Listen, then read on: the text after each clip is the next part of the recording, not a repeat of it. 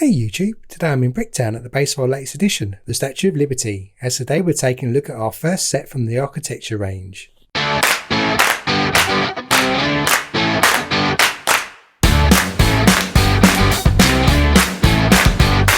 Hey guys, and welcome to Brick Talk TV. Terry here, and in today's episode we're going to be taking a look at my first experience of the architecture range. This Statue of Liberty set. Released in 2018, this set numbered 21042 consists of 1,685 pieces and currently retails for £89.99. Although given its age at the moment, there are some bargains to be found out there, and I actually did manage to pick this up for £60 from Amazon not so long ago. This was the first model I've purchased and built from the architecture range, and the reason that I picked this one is due to its slightly larger scale, I felt, and that it would be able to fit inside of Bricktown as a statue. So that was my motivation for buying this. So let's flip over and actually bring the model out and we'll talk through the actual build experience. So here's the actual model itself, and I actually surprisingly really enjoyed the build of this model. It was clever how the model came together with the core running through the middle, and then you actually apply lots of these green sand tiles to create the illusion of the actual colour of the great Statue of Liberty itself.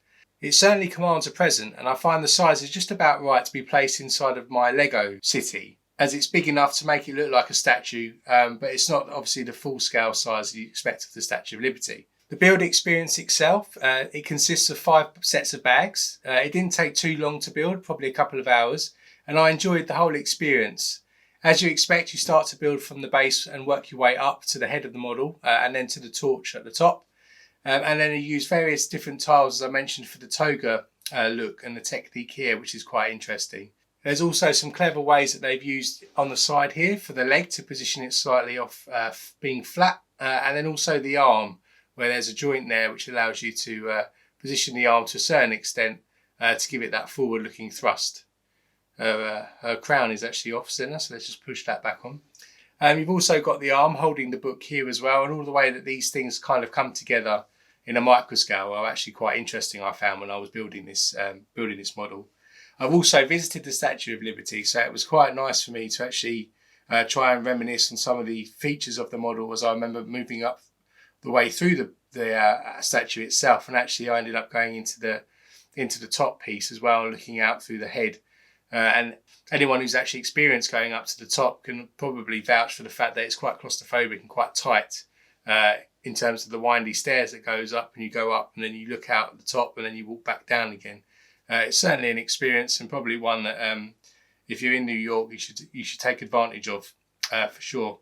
And that really was another motivation for me to purchase this, was to, I think now I'm pretty hooked on the architecture range. So I'll probably try and purchase some other models of places I've visited and use that as a way just to catalogue some of the iconic architecture sites that I visit in the future. So I've already ordered the Empire State Building, another place that I visited when I went to New York and visited Statue of Liberty.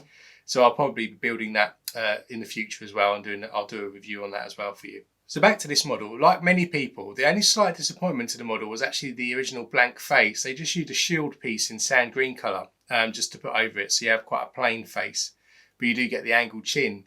And then I did stumble upon JK Brickworks tweak, in which he's actually removed the shield and made this face element here.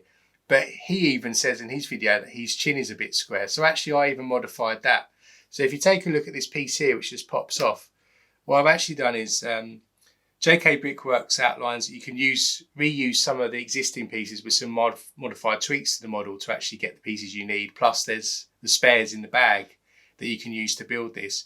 But I didn't really want to do that, so I actually ordered the pieces he recommended again.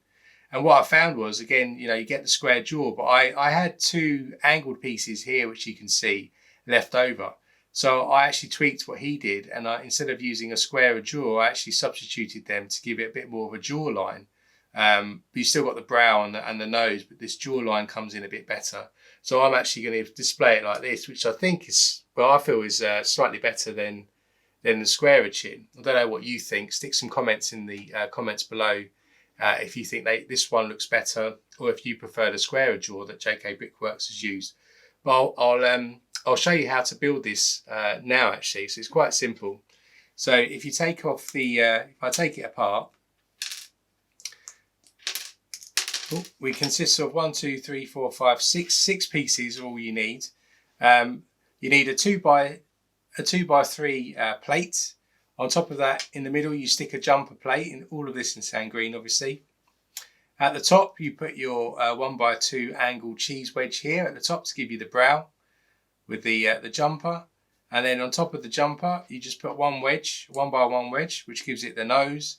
And then the chin is simply just putting these angled pieces here, or which I do not know the name of, to be honest, in the bottom there in an angled shape. And that just gives you the face. And then you can pop the shield off and discard that, put it into your collection, and then just reposition the face on like that. And I feel that sort of gives it a better look than what Lego did with the plain shield.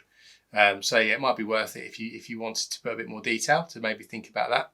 Again, let me know in the comments below if you actually get round to using my version of it, and show me some pictures. I'd love to see if you've managed to do the same, or even if you've got a better technique for doing the face.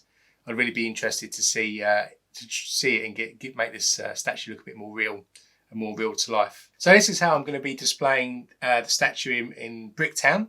So let's flip over now and we'll see the placement of the statue in Bricktown, and you can see what it looks like. It'll just be placed for now, and then I'll build up the surrounding area over time. But hopefully the residents of Bricktown will appreciate the new addition. So let's flip over now to Bricktown.